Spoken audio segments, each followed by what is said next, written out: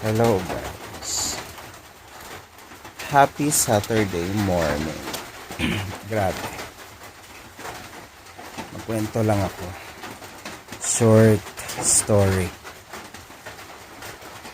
About dito sa Grabe yung bangis ni Bagyong Krising.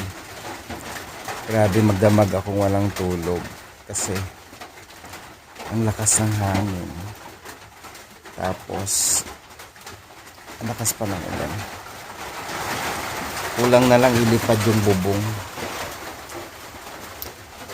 Yung bubong kasi kagabi galaw ng galaw. Tapos sobrang lakas ng hangin sa lakas ng ulan. Di ako makatulog kasi nagugulat ako. Kasi ang lakas pa ng tubig galing sa taas. So nandito ako nakatira sa paa ng bundok.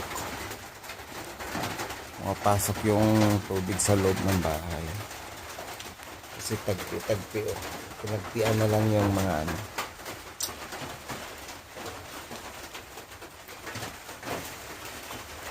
Ayan yung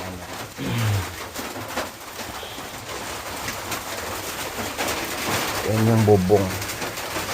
Kaya walang lakas yung bubong. Tapos walang tigil yung hangin at ulan. Kaya nag-aalala ako. Kasi yung minsan yung tubig pumapasok sa loob. Grabe, ang bangis. Napakalakas ng Bagyong Krising. Sana lahat kayo ay nasa mabuting kalagayan. Luzon, Visayas at Mindanao. Sana ayos lang tayo lahat. Ayos lang tayo lahat. Sa kabila ng hagupit ng Bagyong Krising. This July 19, 2025. Ilang araw na yung nag-uulan. Basaan na lahat yung mga damit. Ang lakas pa ng tulo dito. Kaya ang hirap. Ang hirap pag yung bahay kubo-kubo lang. Kasi pagdating ng ulan, pagdating ng malakas na bagyo, dito pa naman dumaan yung malakas na bagyo dito.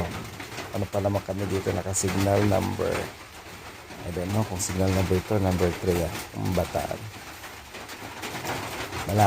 Malapit kasi kami sa dagat. Mas malapit din kami sa bundok, kaya nakakatakot kasi in a moment, either